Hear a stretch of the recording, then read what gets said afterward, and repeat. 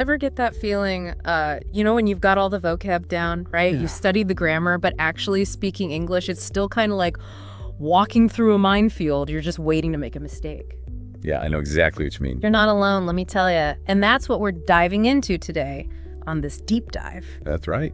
We are going to be looking at the Learn English with Confidence podcast, and we are going to try and extract some actionable tips to help you ditch the nerves and speak with, well, confidence, of course. Absolutely. And you know what's really interesting about confidence in English, or any skill really? It often comes down to just familiarity. Okay. Like think about learning to ride a bike. Yeah. Right. Those early days with all the wobbles and the near crashes. Eventually, they gave way to this like smooth sailing. Yeah, you get the hang of it. Yeah, exactly. So it's kind of like turning English from this like foreign thing into something that's like a comfortable companion. And just like with that bike, the more you use it, the less you have to think about all the mechanics and the more you can actually just enjoy the ride. I love that analogy. I think that's so true. Yeah. So, okay, the key is practice. Yes. But like, where do we even begin learn English with confidence? Suggests we kind of weave it into our daily life, almost like background music. Yeah. One of the things that they suggest, and this really stood out to me, was talking to yourself. Yes. And no, I don't mean like whispering sweet nothings to yourself in the mirror, although...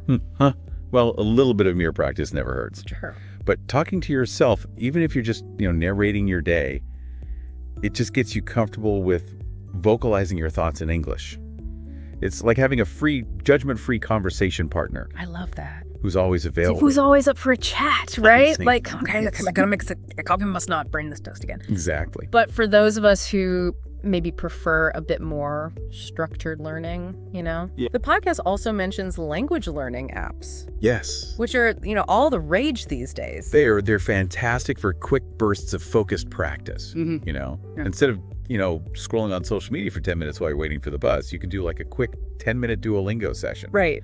Consistency always trumps cramming. Little and often. Yes, exactly. Because, who has hours to spare every day to dedicate to like a full-on English boot camp? Exactly. And I think for most people, it's just not realistic. No. So yeah, little and often is definitely the way to go. So we're talking little and often makes total sense, but what about actually sounding like a native speaker? Yeah. The episode highlighted this technique called shadowing, which I thought was really interesting. Yeah, shadowing is so powerful. It's basically you find some audio of a native speaker. Okay. It can be from a podcast or a YouTube video or even a movie scene. Right. You try and mimic their pronunciation, their tone, everything. Oh. It's like pronunciation boot camp, but much more fun. Yeah.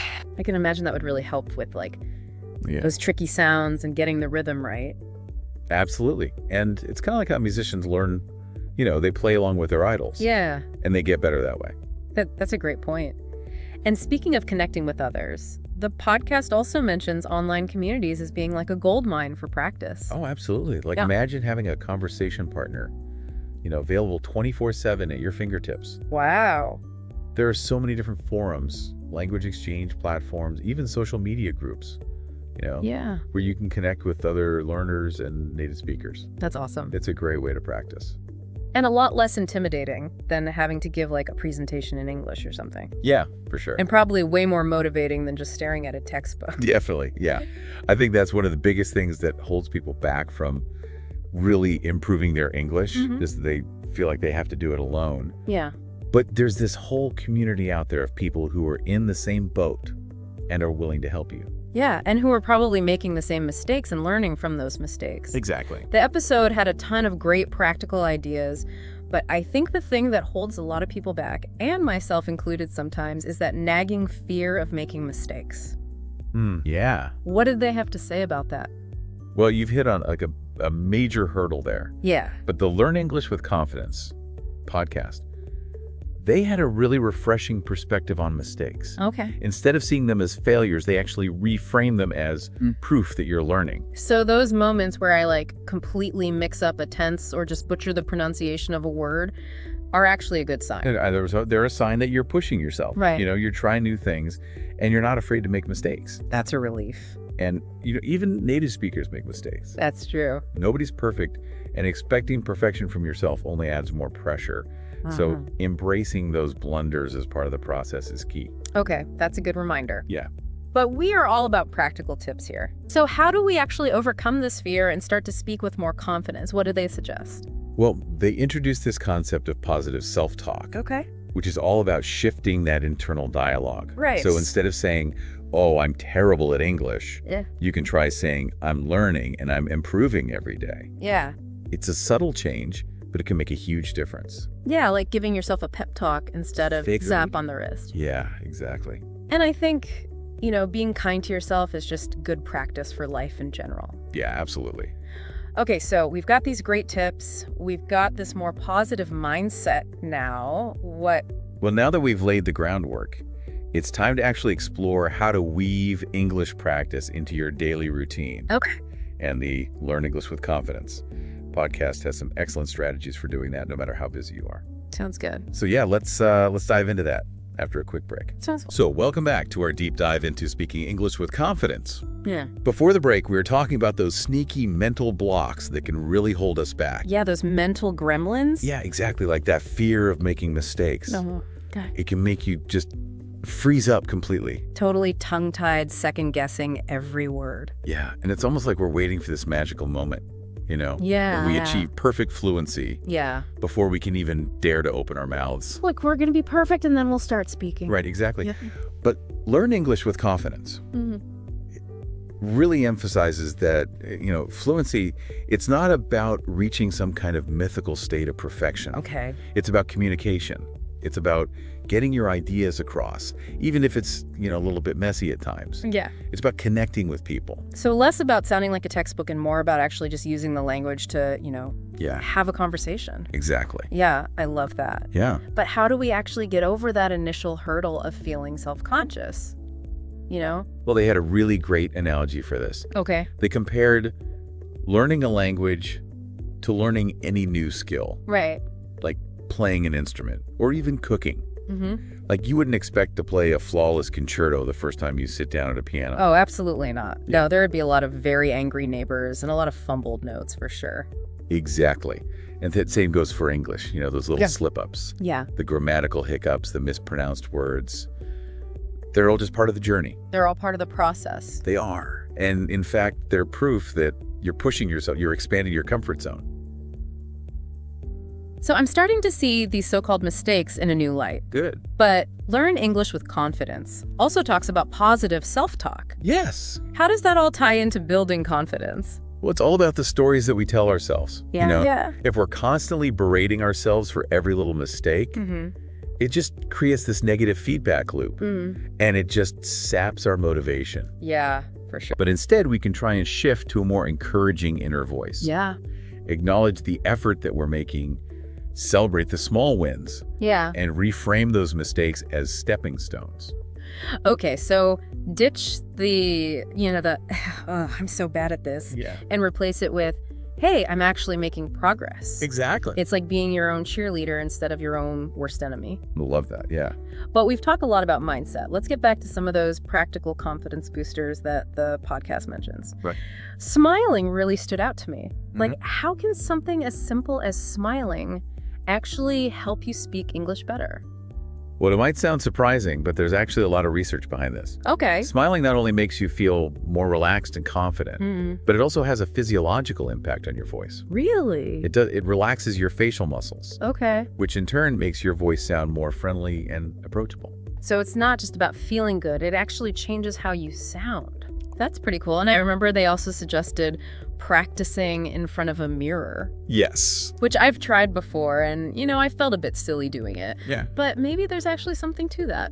There is. It helps you to become more aware of your body language Okay. and your facial expressions when you're speaking English. Yeah. It's like having this real-time feedback loop. Yeah. So you can see what you look like and make adjustments. And just get comfortable with seeing yourself speaking English, I can imagine. Exactly. Especially for like pronunciation and things. Yeah, for sure. Speaking of which, the podcast also recommended recording yourself Yes. speaking English This is a great one. and then listening back, which I always find a little bit cringeworthy, but I know it's one of those things that takes a little bit of getting used to, yeah. but the benefits are huge. Okay. It allows you to identify areas where you can improve. Yeah. Whether it's your pronunciation or your grammar, or even just the flow of your speech. It's like having a personal language coach in your pocket. I like that. Yeah, and you can kind of track your progress over time, I guess, as well. Exactly. You can listen back to recordings from, a few weeks ago or a few months ago. Yeah. And see how much you've improved.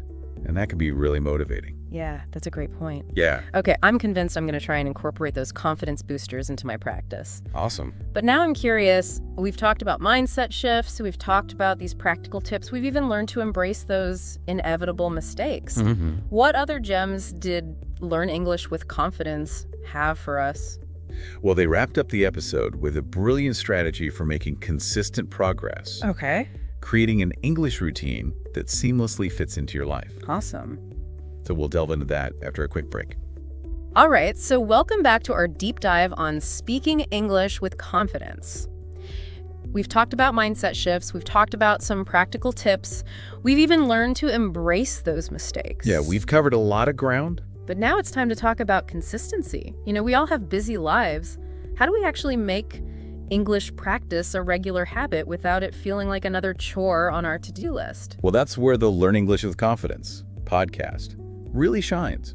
They wrap up with this strategy of creating an English routine that fits seamlessly into your life. Okay. It's not about finding huge chunks of time. It's about sprinkling those little English moments throughout your day. So instead of stressing about trying to fit in a 2-hour study session, we're talking about finding those little pockets of time. Exactly. Where we can just naturally weave in some English. Yeah, and the podcast has some fantastic suggestions for that. Okay. They recommend starting with like a morning ritual. Okay. Even 5 minutes, just to ease into the day with some English exposure. Right. It could be as simple as listening to a short podcast while you're getting ready. Yeah. Or maybe writing a quick journal entry in English. I love that idea, actually, journaling in English. Yeah. Because it feels less like studying and more like, just having a conversation with yourself, but in English. It is, and it's a great way to get those creative juices flowing. Yeah, it is. Yeah, and then as you go through your day, think about those little moments where you could easily add in a touch of English. Okay. What if you switched your phone's language settings to English? Oh. Or maybe label a few things around your house Oh, that's so smart. with their English names. Love it. It's like turning your everyday environment into an English learning playground. It is. You're passively absorbing the language without even really realizing it. Exactly. And then in the evening, as you're winding down, maybe you could treat yourself to a short English video. Okay. Or simply review any new words that you came across during the day. Yeah. It's all about creating a rhythm that works for you. I think that's so key. And I think that's maybe what I've been missing is that consistency. It's not about grand gestures. It's those small, consistent actions that make the difference. Yeah, I love that. So as we kind of wrap up this deep dive into speaking English with confidence, what would you say is the biggest takeaway? For me, it's that fluency is a journey, not a destination. Love it. It's about embracing those stumbles, celebrating the victories, Yeah. and just finding that joy in the process. And I think, you don't have to do everything at once. Absolutely not. Just pick one or two of those techniques that really resonated with you. Yeah. Whether it was shadowing or talking to yourself or creating that English routine, and just try it. Start incorporating it today. What English activity are you most excited to try? Oh, that's a good question. And how will you make it part of your routine starting tomorrow? That's what we want to know. Let us know in the comments. We're cheering you on.